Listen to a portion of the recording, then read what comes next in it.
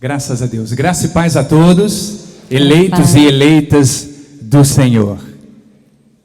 Glórias a Deus. Bom, o nosso apóstolo, me convidou hoje para estar aqui juntamente com a minha esposa, para trazer uma palavra sobre liderança. E eu quero, antes de mais nada, como sempre faço, já é costume, eu quero agradecer a Deus por este privilégio, quero agradecer a nossa liderança, o apóstolo Miguel Ângelo, a bispa Primaz, a minha esposa que comigo compartilhou sobre esta palavra, este assunto, para que então eu possa compartilhar com vocês. E o versículo que eu gostaria de começar este momento, esta breve palavra sobre liderança eficaz, está em 1 Coríntios 11:1. Veja que interessante o apóstolo Paulo falando à igreja de Coríntios. Diz assim: sede meus, vamos ler juntos? Vamos ler juntos. Sede meus imitadores, como também eu sou de Cristo. Então, amados, nós podemos perceber que o apóstolo Paulo, este grande líder, assim ele foi, este grande discípulo, também foi um grande discípulo, ele tem uma característica especial, que é de ser imitador de alguém que passou a ele ensinamentos, diretrizes, palavras importantes para que ele pudesse percorrer, caminhar. E é justamente isto que ele nos convida. É justamente isso que Paulo está admoestando a sua igreja. Está admoestando o povo dele a serem obedientes ao mesmo ensinamento que ele recebeu de Cristo. E vejam que interessante, passaram mais de 2000 anos e aqui estamos obedecendo a nossa liderança, obedecendo a Cristo através do exemplo do nosso apóstolo Miguel Ângelo, aquilo que ele aprendeu de Cristo. Então veja que o sucesso de uma boa liderança começa quando nós somos obedientes à nossa liderança. Amém. Então diga: você quer aplaudir? Vamos aplaudir ao Senhor. Amor, e é muito importante dizer neste momento também, eu agradeço ao meu pai pelas palavras de amor e carinho. Você sabe que as mesmas palavras devo a você pelos seus ensinamentos, pelo seu zelo, pelo seu cuidado como pai a vida inteira. E eu acredito que essa obediência à liderança, ela precisa começar dentro dos lares, dentro dos nossos lares. Se não houver esse espírito de obediência dentro dos lares, entre pais e filhos, entre a submissão da esposa com o marido, não é?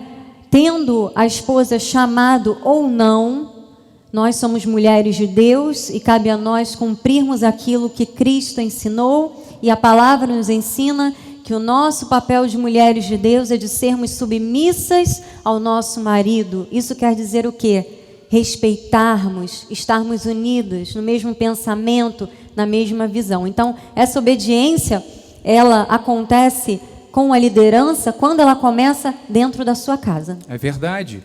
E é importante, meu bem, nós percebermos que o apóstolo Paulo, quando fala a respeito desta liderança, ele estava mostrando que um líder, ele não consegue viver sozinho. Verdade. E mais, um bom líder, ele consegue depender dos seus liderados. Por isso, ele desenvolve líderes abaixo dele. E é justamente isso que eu quero te encorajar. A você, líder do seu ministério, da sua igreja local, para que você desenvolva grandes líderes que são submissos a Deus, assim como você é. Amém. E veja que interessante nós sabermos que dentro desta liderança eficaz, nós temos dois pilares importantíssimos. E o primeiro pilar é a visão que nós precisamos ter. O que você deseja para a sua igreja? Qual a visão que você está construindo para o seu ministério, para a sua igreja? Seja curto, médio ou longo prazo. Portanto, a sua visão como líder tem que estar em alinhamento correto com a visão apostólica. Ou seja, nós aqui seguimos um modelo de liderança eficaz, com sucesso. E mais, a sua visão, ela tem que ser sempre de crescimento, de amadurecimento, e nunca pensar em estagnar, nunca pensar em retroceder. Um bom líder, ele tem que pensar sempre em crescer. Diga, eu como um bom líder, eu penso em crescer, em amadurecer. Até porque o apóstolo Paulo nos ensina isso também, né? Nós não somos daqueles que retrocedem, nós avançamos. Então, o nosso chamado não é para ficarmos parados ou para andarmos para trás, não é? O nosso chamado é para avançarmos. Mas para isso você precisa ter um corpo ministerial organizado. Deve dividir os setores aonde você trabalha no seu ministério, para que todos possam atuar na obra do Senhor, desenvolvendo de forma eficaz os seus dons e os seus talentos.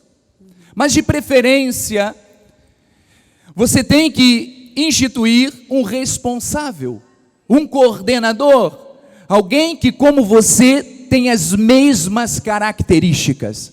Assim o nosso apóstolo fez. Ele escolheu líderes à volta dele para que desse o quê? Continuidade àquilo que ele estava desenvolvendo. E com certeza, quanto mais líderes nós temos, mais a nossa missão e o nosso propósito, que é de salvar vidas, é de proclamar o evangelho, vai se tornar eficaz. Amém. Amém? Então agora eu gostaria que minha esposa compartilhasse algo que ela tem vivido dentro do nosso ministério a respeito disso. Nós começamos esse ano uma reorganização do nosso corpo ministerial. Para quê?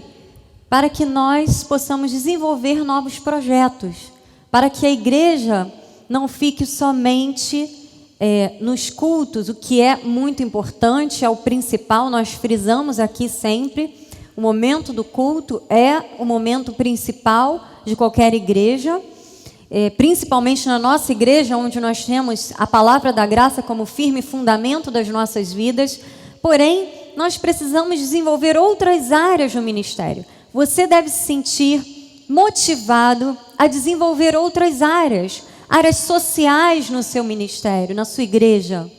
Desenvolver encontros, trabalhos que possibilitem as pessoas, os membros, a interagirem. Como vai haver unidade se os membros não se conhecerem, não é? Então é importante que você tenha momentos onde as pessoas possam conversar, possam se conhecer. Meu pai falou aqui que nós tivemos a nossa manhã de consagração da família, tivemos um momento dinâmico. Eu não sei quantos viram na internet, puderam acompanhar. Quem viu na internet a nossa manhã de consagração da família? Poucos irmãos, olha, vocês devem acessar mais o nosso site, hein? Foi um momento maravilhoso, um momento em que depois nós tivemos um almoço que foi oferecido pela igreja e muitos irmãos vieram falar conosco depois, agradecer pela oportunidade de poderem conhecer outros irmãos. Um irmão me falou: bispo, eu sou há 34 anos da igreja, hoje que eu pude sentar e conversar com outras pessoas, conhecer. Então é muito importante que você tenha um corpo ministerial organizado, uma boa coordenação dos setores da sua igreja, para que você desenvolva novos projetos. Não fique somente com a visão do momento do culto, que você possa ampliar a sua visão, porque é de visão que nós estamos falando agora, não é? Precisamos ter a visão de águia. Olha, o cristão precisa ter a visão de águia, enxergar longe, não é, Bispo Celso? Então, é isso que nós queremos motivar em você nesta tarde também. Então, além da visão que nós acabamos de explicar, tem também os alvos, são importantes para desenvolver uma liderança eficaz. E tendo esta visão correta, você deve estabelecer alvos e prazos para alcançar este alvo. Você tem que determinar quanto tempo você deseja para alcançar este alvo, este objetivo. Isso só exige de você fé? Não. Isto exige de você também atitudes de sabedoria, atitudes sábias que te levarão a alcançar aquilo que você deseja. Amém. Então veja que esses alvos, eles têm que ter prazos para serem concluídos. E é importante você criar prazos que sejam razoáveis. Não adianta você querer algo fora do normal de você alcançar, mas também não tão simples que ao alcançar seja rápido, não gere em você prazer, mas que seja um alvo que seja razoável, que quando você alcança, você se sente feliz, tem prazer, e quando você não alcança, você se sente mal, porque você poderia ter alcançado. Amém? Amém? Então tudo o que eu falei agora em relação a este crescimento interno da igreja, nós compreendemos sempre que o maior objetivo das nossas vidas é justamente resgatarmos almas para o Senhor. Amém. Este é o objetivo de uma boa liderança, é treinar a sua igreja, os seus liderados, para que alcancem vidas, Amém. para que proclamem o Evangelho de Cristo. Então o líder eficaz, nós podemos resumir dizendo que é aquele que consegue formar outros bons líderes. Amém. E eu sei que você já está identificando alguém no seu grupo que tem essas características. Pessoas que estejam engajadas nas mesmas missões e nas mesmas visões que você tem. Amém. O liderado não pode buscar carreira solo, tem que seguir a visão do seu líder. E eu quero levar você a Filipenses 1:27, que Paulo fala sobre isso. Ele fala assim: vivei acima de tudo por modo digno do Evangelho de Cristo, para que ou indo ver-vos ou estando ausente, ouça no tocante a vós outros, que estáis firmes, em um só espírito, como uma só alma, lutando juntos, por quê? Pela fé evangélica. Amém. Nós precisamos estar firmes juntos, amados. Porque, olha, o mundo evangélico, como meu pai falou mais cedo, precisa de líderes íntegros. Amém. Não somente líderes eficazes, mas líderes íntegros, líderes comprometidos com a palavra do Senhor, líderes comprometidos com as almas. Almas, há milhares de almas neste momento em sofrimento. É verdade. Há milhares de pessoas neste momento pensando em acabar com as suas vidas. E Deus me chamou, Deus chamou você, Deus chamou o nosso ministério, o nosso apóstolo, a nossa bispa. Deus nos levantou para sermos líderes, resgatadores de almas.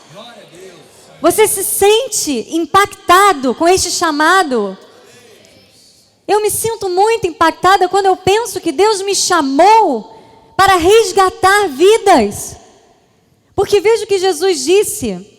Ele disse aqui em Lucas, no capítulo 15, versículo 7: digo-vos que assim haverá maior júbilo no céu por um pecador que se arrepende, do que por 99 justos que não necessitam de arrependimento. Olha, cada vez que você resgata uma alma, através do seu testemunho, através da sua vida, através das palavras que fluem dos seus lábios, há festa nos céus, amada.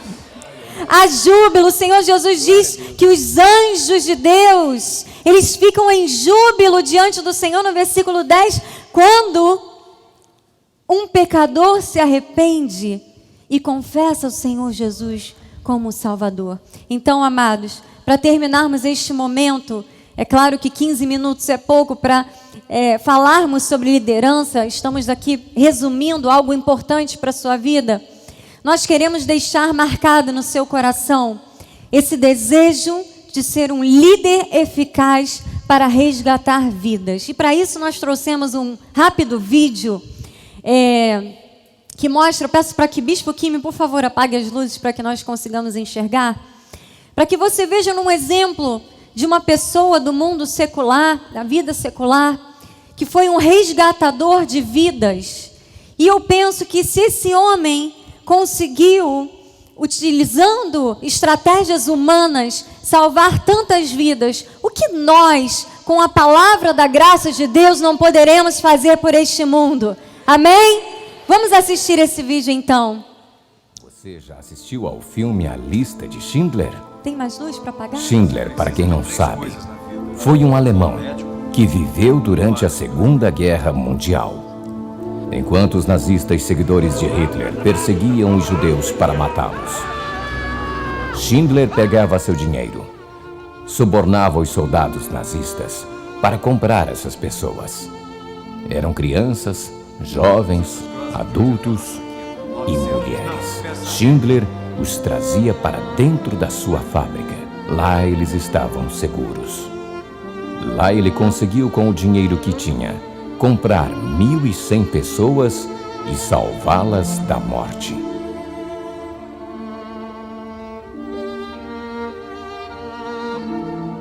Teve uma noite que ele fez suas malas e foi em direção ao seu carro. Quando ele chegou, se apresentou a ele uma grande multidão. Eram 1.100 pessoas que ele tinha salvado dos alemães. Escrevemos uma carta, tentando explicar as coisas, no caso do senhor ser capturado. Todos os operários assinaram.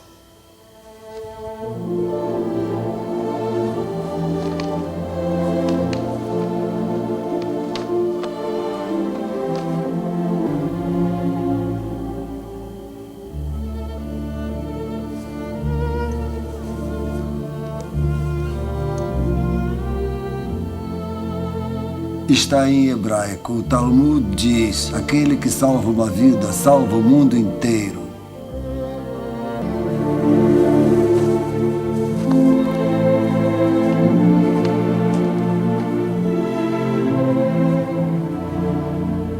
Eu podia ter salvado mais.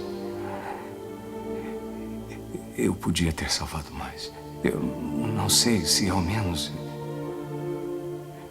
Oscar, e aqui estão 1.100 pessoas que estão vivas por sua causa. Olhe para elas. Se eu tivesse guardado mais dinheiro.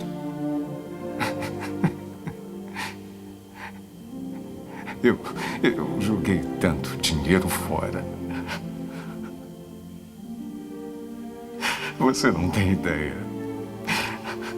Se ao menos... Haverá outras gerações por causa do que o senhor fez. Não fiz o suficiente. O senhor fez muito.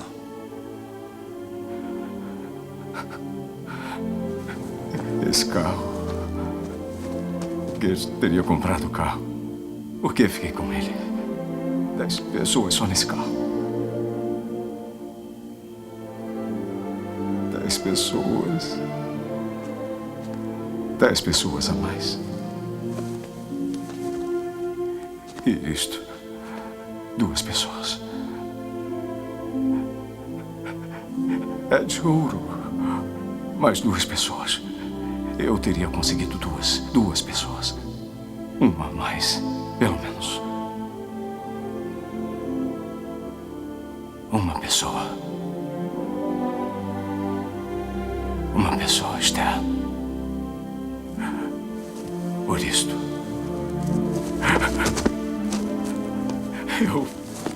Eu podia ter salvado mais uma pessoa e não salvei.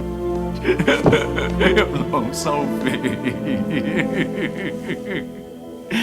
Eu não salvei. E você? Qual é a sua parte? Muitas vidas estão indo para o inferno. As vidas precisam ser alcançadas. Seu cônjuge, seus pais, irmãos, amigos. O que você tem feito para alcançá-las? Quanto vale uma vida para você? Oscar Schindler investiu milhões para salvar 1.100 pessoas. Lembre-se, uma vida vale mais que o mundo inteiro. Amém? Uma vida vale mais do que o mundo inteiro. Quantas vidas o Senhor salvará por seu intermédio? Que essa pergunta fique no seu coração neste dia. Pense Oscar Schindler conseguiu salvar 1.100.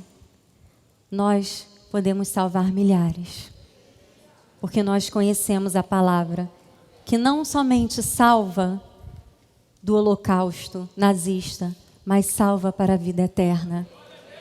O poder está em nossas mãos. O poder está em nossas vidas. Vamos ser líderes eficazes e vamos salvar vidas, resgatar vidas para o reino. Amém? Assim seja. Glórias a Deus.